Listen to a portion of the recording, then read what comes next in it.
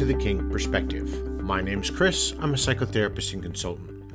On today's show, I'm going to dive into a topic that's a little bit fascinating and kind of misunderstood. Today, I'm going to talk about foot fetishes. It's not really a topic I've gotten into before. That fetish for me doesn't exist, so being one of the largest fetishes out there next to either hands or hair, foot fetishes dominate, more specifically, dominate men's world, and then secondly, are quite prevalent for women. Now, you might be wondering why I'm going to focus on such a specific aspect today of human desire. Well, because I really like to understand the intricacies of our lifestyle, our sexualities, our erotic fantasies, I believe it's really crucial here to explore some of the facets of these issues a little bit deeper. And no matter how unconventional they may seem to some, we're going to talk about it. In the coming weeks, too, I want to let you all know I'm going to start diving into a couple more difficult topics. I'm going to be reaching out to the community. I'd like to start talking to people that might be into DDLG. I'd like to maybe dispel some myths there. I also want to talk to the people who are into, adult baby diaper lovers, ABDLs, I think, but totally different from what I'm talking about today. Now, by shedding light on the topics that I do here and something more specific like foot fetishes, I'm not only deepening our understanding, or more so, we're not just deepening our understanding of human sexuality, but in a realm, we promote a little bit of that acceptance we look at inside of the lifestyle and that openness about the conversations about our own desires. And one thing we always have to keep in mind is, well, your kink is not my kink, but your kink's okay. And I do have quite a few friends who are boot blacks. I really like it, or really get into foot worship or boot worship or shoe worship and all of these things surrounding feet. So it really has become a fascinating subject. And I thought about, there's probably not a better conversation to dive into until this one today. So get ready here let's dive into this world of foot fetishes with me. We're going to look and kind of peel back some of these complexities, and we're going to challenge a couple of assumptions today. And we might even discover something new about ourselves along the way. For me, I can tell you it's not going to change too much. I'm not into it. But maybe for others that were kind of on that fringe or starting to wonder, hopefully maybe this gives you that information today that you want to start pursuing this. So, first, let's really start off with defining and understanding what a foot fetish is. So when I say we're talking about foot fetishes, let's go by the psychological definition, and the APA has a pretty good one. Now, foot fetishes, or podophilia, as they're formally known, refer to a form of fetishism wherein sexual arousal is derived from contact with or proximity to feet, legs, shoes, or even stockings. It's not a concept that has perplexed a lot of people, but it is one that's starting to gain a lot more interest of the curiosity of psychological researchers and individuals alike. Yet it's often clouded by a lot of misconceptions, obviously, and some societal stigmas. And that's because the way we look at things, or the way somebody's doing something. One of my favorite shows that I watched recently was even Punisher. And I don't remember if it was season 1 or season 2, but they were at the morgue, and he's with his friend who's the reporter, and they're talking to one of the morgue attendants, and the guy has a fetish for women's shoes, and the only way to get the bargain they were looking for to do I think they were looking for a body, was she had to give up her shoes to the guy. And later you see him wheeling a body out and he's wearing her high heels. So I think there's this odd stigma about it, and that we find these things weird, or there's some sort of deformity or abnormality with people. But foot fetishism is indeed a tiered phenomenon, and it encompasses a real wide range of behaviors and preferences. And there are some people out there that may derive Their arousal from specific aspects of the feet, such as their shape, their size, the way they smell. And others might be drawn to certain types of footwear, like high heels or boots. And these preferences can vary greatly from person to person, and they really do highlight the diversity within the foot fetish community, I guess. But let's not really overlook the common misconceptions here and the stigmas that tend to surround the foot fetishes themselves. Far too often they're depicted in the mainstream media as they're very eccentric, or they're punchlines like the example I just gave you, rather than a valid expression of desire and or preferences. And these misrepresentations can lead a lot of people to feel shame or isolation or guilt, especially if they do identify inside this community and they see that, the mainstream is making fun of it or is kind of ridiculing the people who do it. So it can really have a lot of effects on people. Now, one prevalent misconception is that people who are involved in this fetish are inherently deviant or they're abnormal. Now, research suggests that they are more prevalent than they might realize, meaning there's a lot more people a part of this community. Surveys have shown that significant portions of the population across various demographics express some level of interest or arousal towards feet or related objects. This prevalence challenges the notion here that foot fetishes are rare or abnormal occurrences. Now, I've seen different studies. Obviously, they had different selection topics, from shoes to the feet to the legs. Obviously, everything's kind of within a range, even wearing stockings. And I think there is a lot of draw for some people. But the percentages were quite vast, and it wasn't just in one gender. It was it was between men and women. They really had this vast take on what was arousing for them or why they were drawn to it. And I think what that does is it shows us that there is something that touches maybe quite a bit of our lives, or it touches each one of us in a different part of our life that we are attracted to.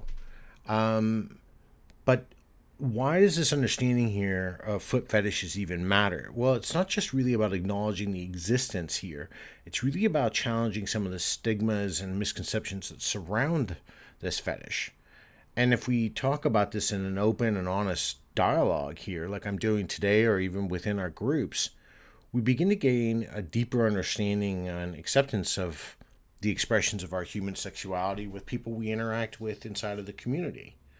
Now, for the most part, I don't rock up to dungeons and look down upon others. I've never done that in my 25 years. I have seen a massive switch, and I don't want to stay on this line too long, but I have seen a real, especially in the younger generations right now, and it's not to intentionally pick on you, but this push of what you believe, where consent and all of these things people should or shouldn't do within a lifestyle. First, I think it tends to come from a lack of understanding about what people are doing, or lack of experience in the lifestyle, but you're really starting to push your own agendas. And this pushes people away who might want to share or be a part of the community, but now feel ostracized within it because they're being classified as weird or different. Well, that's kind of what makes our community wonderful and great. I remember there was a very, very interesting party I went to. It was a private party, and there was a display going on, and there was somebody, I don't remember, well, I'm pretty sure I know what it was, but they were getting an enema with Pepto-Bismol and thoroughly enjoyed it, and it was a lifetime long desire for them to do. Now, obviously, that's not my cup of tea. But I wasn't judging. And as long as they were having fun and they weren't hurting anybody and they were enjoying themselves, we got to celebrate in that excitement. And it makes them a part of our bigger community. So maybe by understanding, as I go through this today, we gain a little bit of a deeper understanding of our community and what people are involved with especially things that, you would think as something as common as this, but we really don't talk about. So let's get to some origins here and dive into this intriguing question of what causes a foot fetish. Now, this has sparked a lot of debate and speculation, especially with psychologists and neuroscientists who do a lot of research in this area that are looking for ways to explain the origins of this. Now, one of the most well known theories put forth by Sigmund Freud suggests that foot fetishes develop early as childhood and they're a result of certain experiences or observations. Now, according to Freud, these fetishes may arise from the discovery of anatomical differences between men and women, leading to the fixation on objects of or body parts that resemble genitalia. Now, in the case of foot fetishes, the foot or toes may be perceived as substitutes for sexual organs, or they even trigger arousal. Now, there are some other prevailing theories as well that aren't Freud's that say that the attraction of young males growing up, seeing their maybe mothers or even sisters that are out getting dressed, and the allure of the heels and what the sounds that they make, because children at very young ages, there is a complex known as the Oedipus complex. They have unresolved attraction, romantic attraction towards their mother. It's not incestual. It's nothing to do with that. But they have an unresolved attraction, romantic attraction. They can fixate on feet. It is one of the prevailing research discussions that go on, of the many that are out there. And like I mentioned here, Freud is just among the many. There are others that explored alternative explanations for the development of foot fetishes. Now, for instance, there are some neuroscientists that propose that foot fetishes here may have neurological origins and that they stem from close proximity of the brain regions that process sensations from the feet to the genitals. This proximity could lead to the cross activation here, where stimulation of one area inadvertently triggers arousal of the other. So it's like psychosomatic responses. Additionally, cultural and societal factors may play a certain role in shaping individuals' attitudes towards feet and sexuality. Certain cultures, for example, may place greater emphasis on specific body parts or sexual practices that influence people and their preferences and desires. And we also have to understand that societal norms and taboos surrounding sexuality can impact how these fetishes develop, how they're perceived, and how they're expressed. But why do some people develop this fetish and others don't? Now, that's one question that remains largely unanswered, as the development of fetishes is likely influenced by a complex interplay here of biology, behavioral, societal, cultural, even religious. And from an early childhood experiences, we understand all of these things starting to come together. Each person's journey, though, towards developing a foot fetish is unique and intricate. In addition to all of these factors, there is evidence to suggest that past experiences and conditioning may contribute to the formation of foot fetishes. Now, research has shown that individuals develop fetishes through positive reinforcement or associative learning, wherein they may come to associate feet with pleasure or arousal due to past experiences. These experiences can shape their sexual preferences and desires, and they help contribute to the development of, in this particular case, foot fetishes later on in adulthood. Now, I can say that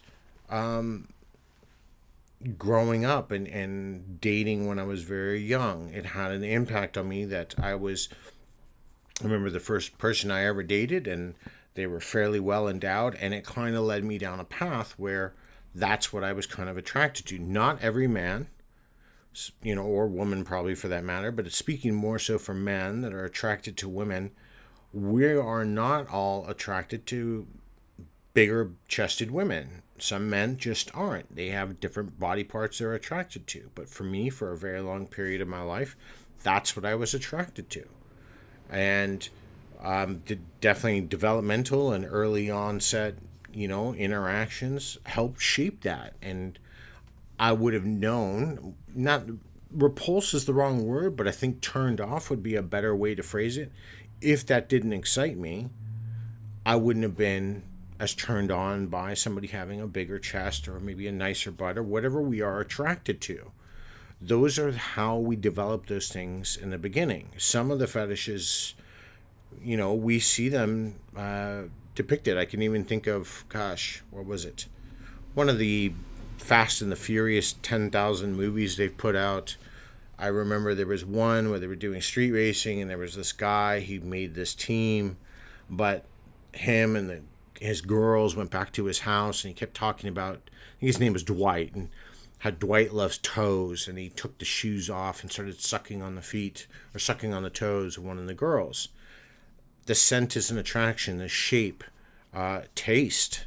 All of these things become factors for people who are heavily impacted inside of this fetish. Now, talking about that, how does this impact relationships? It can have an impact on romantic and sexual relationships. We have to understand the dynamics involved is truly crucial for building a healthy and fulfilling connection between two people. Now, for somebody who has a foot fetish, the expression of their desires within the relationship can vary widely. Some may feel comfortable openly discussing their preferences with their partner, while others may struggle with the feeling of shame or embarrassment. Now, in either case, effective communication is going to be the key, especially when we're trying to navigate this complex topic inside of a relationship. If we have this open and honest communication, it allows our partners to express their boundaries, express their desires, their erotic fantasies, and their concerns without fear of judgment or rejection. And this takes part by actively listening to them, creating a safe and non-judgmental space for discussion. Couples can really begin to understand each other, their perspectives, and what they find satisfying. It is only when this preference becomes problematic if they're hiding it and it's starting to impact their life. I will get into that here in a little bit. But we really need to understand here that consent plays a central role in any sexual encounter involving a fetish. So if my partner I knew really was into sucking toes, I don't think somebody wants to wake up in the middle of the night with their boyfriend or girlfriend down sucking on their toes, getting off. I don't really think that that's gonna, that might be a violation of some sorts, even though it seems out of the norm, or we're gonna look at them differently. Healthy expressions, I think, is where we need to be in healthy discussions. And who knows, maybe you enjoy the practice of your partner doing that to you. It is something you can navigate together. You can have a staunch response of, no, I'm not into this, and figure out how you might navigate this together so your partner feels satisfied and doesn't feel shame. So navigating these types of conversations can be difficult, but it's really about building trust and intimacy here and mutual satisfaction, because we don't want our partner to feel unsatisfied or feel shameful. So I'm going to give you some tips here for discussing this with your partner, and you can modify them for your relationship or how you might approach it. But number one, start your conversation in a non-judgmental and a respectful manner. You have to remember to approach this topic with empathy, openness, and understanding, and you have to be willing to acknowledge that everyone has their own unique desires and preferences. Number two, be honest and transparent about your feelings and desires regarding the foot fetish. Share your thoughts with your partner openly, listen attentively to your partner's perspective without interrupting or dismissing their feelings, and that needs to go both directions.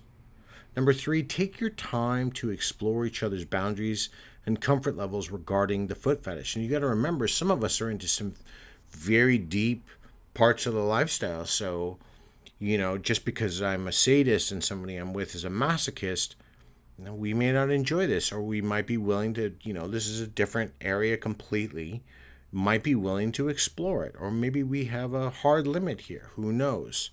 But discuss those boundaries. What are your comfort levels? Discuss what activities you're both feel comfortable engaging in, and establishing some clear guidelines here to ensure that both of you feel respected and valued and fulfilled. And number 4, this is quite important, be patient and understanding with each other. It may take time for both of you to adjust to the idea of incorporating this fetish into your sexual experiences, but allow for that open and honest communication to flow. Be willing to check in probably a little bit more often here if you're starting out, and see where everybody's comfort level is. Be willing to compromise and negotiate to find that common ground that you can really work within. And I really realize there's a lot of sensitivity around the subject matter, but if you go at this with respect and open-mindedness, people can really, inside of their dynamics, can strengthen their bond and deepen their intimacy while exploring something new and exciting and potentially fulfilling inside of their sexuality together. So I have been starting to touch base on this, but I'm going to kind of go into this really heavy here. The heavy part of the psychological impact of foot fetishes. Now, there are, for some, it can have very significant psychological impacts on, and it can influence various aspects of their lives, including their relationships, their self-esteem, their emotional well-being. For certain people who identify or experience this fetish, navigating their desires within the context of societal expectations is going to be very challenging. They're going to feel stigmatized. They are going to understand there's a lot of misconceptions that surround this, and this can lead to their feelings of shame, embarrassment, like I mentioned before, isolation. It can impact their self-esteem and even their mental health. And now, additionally, they might fear judgment or rejection, especially from a romantic partner or peers within the community. This is going to contribute to elevate levels of anxiety and stress, and it's going to further exacerbate their psychological distress. Now, it's interesting because here I consider myself pretty open. I've been a part of this community for a very long time. There aren't too many things, I haven't at least heard of. I haven't tried them all because they don't all appeal. But I like to think that I have a very open mind.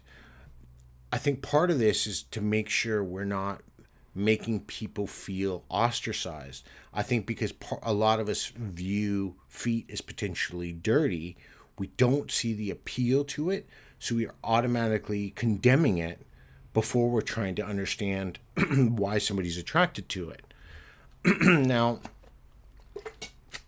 the internalization here of this societal stigma and shame that surrounds this can lead to a real internal conflict and self-doubt for someone. Now, as these people are grappling with these feelings of abnormality, perhaps, or deviance, the stigma that they're internalizing may hinder their ability to fully embrace or express themselves. And this can lead to, again, like I mentioned before, shame, but another concept here is self-censorship.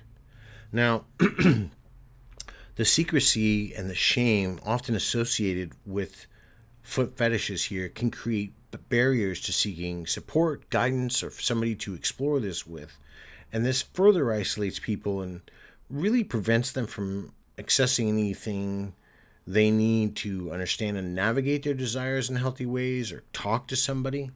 Now, overall, the psychological impact here of foot fetishes underscores the importance of promoting acceptance and understanding and support for individuals within our diverse sexual preferences, especially within inside of the community, because we all have them.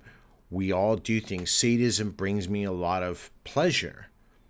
So it's widely accepted. Now, obviously, this is a fetish that's really prevalent.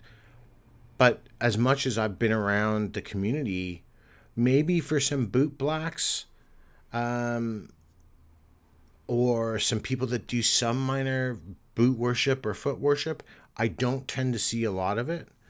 I can't think being one of the more prevalent fetishes in the world that's actually non-sexual, it's not out there more. So I'm kind of very curious why maybe people hold back on it. Either way, if we can challenge the stigma and open the dialogue here, we create this environment that's a little bit more supportive for them, where people can feel empowered and can bring their fetish forward and feel authentic. And they don't have to fear judgment or discrimination from others, or somebody looking down on them just because they're involved in this. So, how might, as societies moving forward, especially in the information age, how do we navigate this in modern times? Now, in today's rapidly evolving environment, attitudes towards fetishes have experienced significant shifts, driven by various factors such as media representation, technological advancement with all the toys that are out there, our evolving cultural norms. Mainstream media here, although often it sensationalizes and stigmatizes certain fetishes, they've played a crucial role in raising a lot of awareness and spark a lot of conversations around the diversity of our sexual preferences. Now, as much as none of us really cared for 50 Shades of Stupid, it really actually brought, once the negativity of the lifestyle went back away, it did bring some new people to the fold. Now, not everybody's doing their hard work. That's a different story for another day. But it did really spark a lot more conversations about the lifestyle. So if we are talking about this, like I am today, maybe we're going to start having some healthier conversations about it, or understanding why. I mean, if my friends, when we sit around and we talk about sadistic tendencies, it excites us and we're enthralled. Maybe I'm not going to get excited about somebody telling me they want to lick somebody between the toes, or they want to, you know, just wash their feet because it excites them. But letting them know that they have a spot to talk about it and somebody's at least willing to listen is a little bit more accepting for them. Now, I'm not saying in every community people don't listen to these two people in this community, but I can't think of, in the last 4 years, of about the 8 different clubs that I've visited, I can't ever think of one display or one exhibition or one demonstration by anybody that talks specifically about this, or anybody I even ran across. Again, if I'm looking at the statistics of the matter, I find that hard to believe that I'm not coming across people who are involved in this.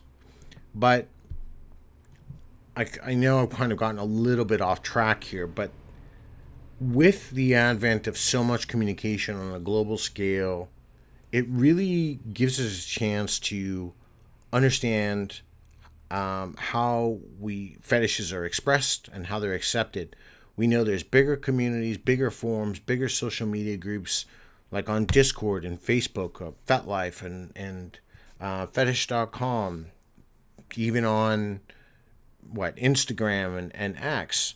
All these places provide a space for people to connect and share their experiences and seek support without fear of judgment. There's even dating apps that are tailored to specific fetishes that enable like-minded individuals to connect and explore those desires openly. Now, despite all of these advancements, there are still people with fetishes that still feel there's challenges of societal and social acceptance or self-expression. And for them, the misconceptions and the stigmas surrounding this fetish persist, and they lead to, like I said before, isolation, discrimination, a lot of self-shame or self-loathing. Many people struggle to reconcile their desires with societal expectations, fearing the rejection or condemnation from friends or family or romantic partners. We have to remember all of these things. If we want our partners to be open and intimate and honest, we have to give them a space where they're not feeling judged, where they can feel open. Maybe it's not our cup of tea. Maybe it is. I always like to tell people, if you're going to try something new in the lifestyle, give it at least 2 chances. The first time there might have been a lot of nerves. The second time you're going to probably feel a little bit more relaxed, understand what you're doing, and maybe you discover it's for you.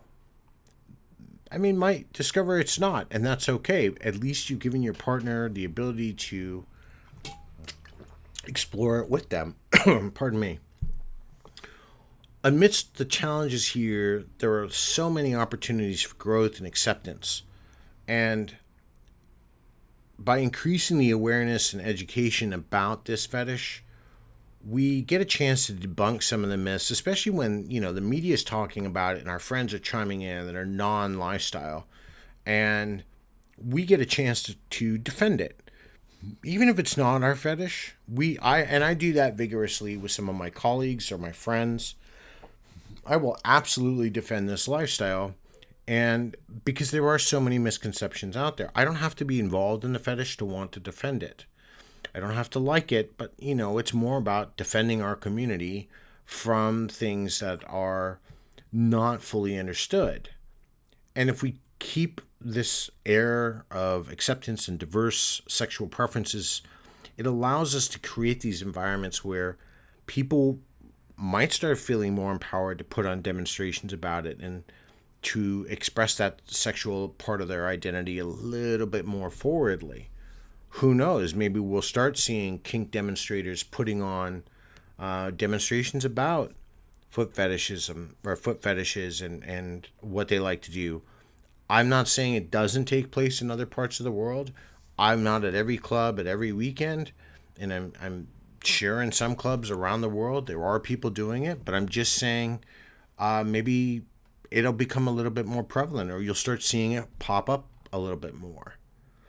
But no matter what we look at here, navigating fetishes in modern society is really a complex journey that has a lot of influence bared upon by media, technology, and cultural attitudes. And while these challenges persist, there's going to be opportunities for people to find acceptance and support, and there's going to be others who are going to be stonewalled and feel pigeonholed and not able to express themselves.